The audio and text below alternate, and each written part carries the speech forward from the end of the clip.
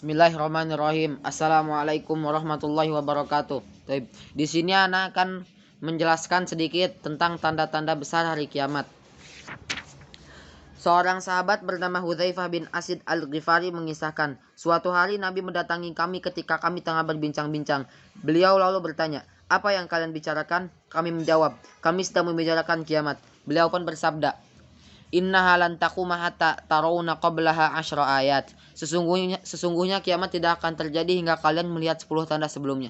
Kemudian beliau menyebutkan 10 tanda tersebut, yaitu 1. Munculnya asap, 2. Keluarnya Dajjal, ketiga keluarnya binatang dari perut bumi, keempat terbitnya matahari dari sebelah barat, 5. Turunnya Nabi Isa, 6. Munculnya Ya'juj dan Ma'juj, 7. Terjadinya tiga khosaf pembenaman ke dalam bumi, yaitu khosaf di timur, 8. Khosaf di barat, 9. Khosaf di jazirah Arab, dan ke-10 yang terakhir adalah keluarnya api dari Yaman yang menggiring manusia ke tempat mereka berkumpul. Kisah ini diriwayatkan oleh Imam Muslim. Masih banyak hadis sahih yang menyebutkan tanda-tanda besar tersebut dengan urutan peristiwa yang berbeda-beda. Rasulullah menyebutkan bahwa jika salah satu tanda besar kiamat telah muncul, maka tanda-tanda yang lainnya pasti mengikuti secara berkelanjutan, kesemuanya bagaikan mutiara dalam sebuah rangkaian. Beliau bersabda, "Khurujul ayati ba'duha ala athari ba'din yatataba'na kama tataba'al khoroju fin nizam." Munculnya tanda-tanda kiamat sebagiannya mengikuti sebagian yang lain. Ia muncul secara berurutan bagaikan susunan mutiara pada sebuah rangkaian. Hadis riwayat Tabrani dan disahihkan oleh Al-Albani. Berikut penjelasan beberapa tanda-tanda tersebut. Yang pertama, kemunculan asap. Kemunculan asap pada akhir zaman disebutkan dalam firman Allah, "Fartaqib yauma ta'tis sama ubidukhanim mubin." Maka tunggulah pada hari ketika langit membawa kabut yang tampak jelas. Surat Ad-Dukhan ayat 10. Kemudian yang kedua, kemunculan Dajjal. Dajjal adalah seorang laki-laki yang memiliki banyak sifat buruk. Jika dia muncul, orang-orang mukmin akan mengenalinya dan terhindar dari fitnahnya. Hanya orang-orang kafir yang dapat dikuasai olehnya. Di antara ciri-ciri Dajjal adalah berjenis kelamin laki-laki, muda, berkulit merah, pendek, dan jarak antara kedua betisnya berjauhan atau letter O.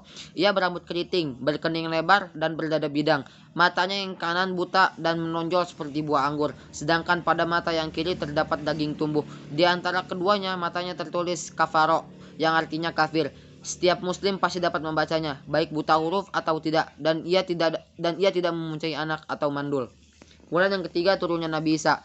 Pada akhir zaman, Allah akan menurunkan Nabi Isa ke bumi. Beliau diturunkan sebagai pembawa keadilan. Beliau akan menghancurkan salib-salib, membunuh babi, menegakkan syariat Islam, dan menghidupkan ajaran Rasulullah. Beliaulah yang akan membunuh Dajjal.